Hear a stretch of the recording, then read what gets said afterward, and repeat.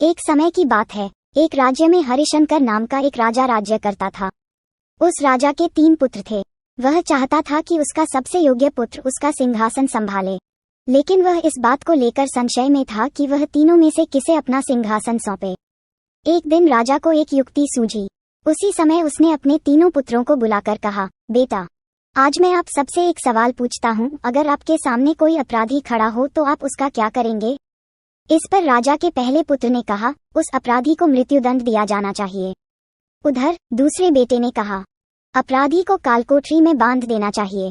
जबकि तीसरे बेटे ने कहा, पिताजी, उसे सजा देने से पहले हमें ये देखना चाहिए कि उसने वास्तव में अपराध किया है या नहीं। इस पर राजा के तीसरे पुत्र ने सबको कहानी सुनाई। एक राजा था जिसके पास एक बुद्धिमान तोता था। एक बार तोते ने राजा से कहा, मैं अपने माता पिता के पास जाना चाहता हूँ।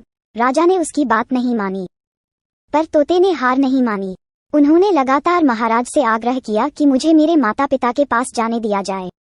अंत में राजा ने तोते की बात मान ली और कहा, ठीक है, तुम अपने माता पिता से मिलने आ जाओ, लेकिन वहां ज्यादा देर मत रहना।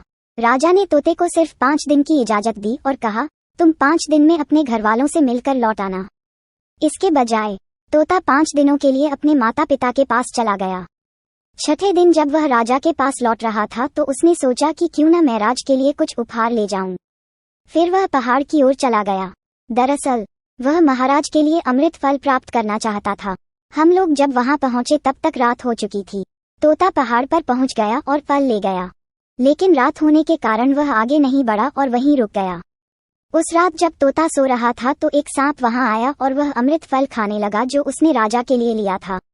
सांप ने फल खा लिया, जिससे उस फल में जहर फैल गया था। हालांकि तोते को इस बात की भनक तक नहीं थी। अगली सुबह जब वह उठा तो वह फल लेकर महल की ओर चल दिया। जब वह महल पहुंचा तो खुशी खुशी सीधे राजा के पास गया और बोला, महाराज, मैं आपके लिए यह अमृत लाया हूँ। इसे खाओगे तो हमेशा के लिए अमर हो जाओगे। ये सुनकर राजा बहुत खुश हुआ।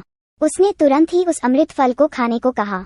इस पर एक मंत्री ने कहा, रुको साहब, आप इस फल को बिना जांचे परखे कैसे खा सकते हैं?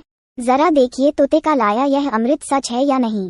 राजा ने मंत्री की बात मान ली और कहा कि तुरंत ही यह फल किसी कुत्ते को खिला देना चाहिए। राजा की आज्ञा पाकर सिपाही ने एक फल का टुकड़ा कुत्ते को खिला दिया। फल खाने के बाद कुत्ता मर गया। ये देखकर राजा क्रोध से आग बबूला हो उठा। क्रोध में आकर उसने तोते का सिर तलवार से काट डाला, साथ ही फल भी फेंक दिया। कुछ वर्षों के बाद उसी स्थान पर एक पौधा निकला। ये देखकर राजा को लगा कि यह उसी जहरीले फल का पौधा है। उसने सभी को आदेश दिया कि कोई भी उस पेड़ का फल न खाए। कुछ दिन बाद एक बूढ़ा उस पेड़ के नीचे आराम करने के लिए रुका। वह बहुत भूखा भी था। उसने उसी पेड़ से फल तोड़ा और खाने लगा। फल खाकर बूढ़ा तुरंत जवान हो गया। राज ने जब ये देखा तो हैरान रह गया। उसने महसूस किया कि फल जहरीला नहीं था। उसने बहुत बड़ी गलती की। उसने बिना सच्चाई जाने तोते को मार डाला। इस बात का उन्हें काफी अफसोस भी हुआ। इसके लिए वह खुद को कोसने लगा। इधर तीसरे राजकुमार की कथा समाप्त होने पर राजा हरिशंकर ने उसे अपना उत्तराधिकारी नियुक्त किया। इसके बाद राज्य में जश्न मनाया गया। इस कहानी से हमें सीख मिलती है कि हमें बिना जांच पड़ताल के कभी भी किसी को सजा नहीं देनी चाहिए। दोस्तों, अगर आपको हमारी कहानी अच्छी लगती है तो चैनल को लाइक कीजिए और सब्सक्राइब कीजिए। Thank you.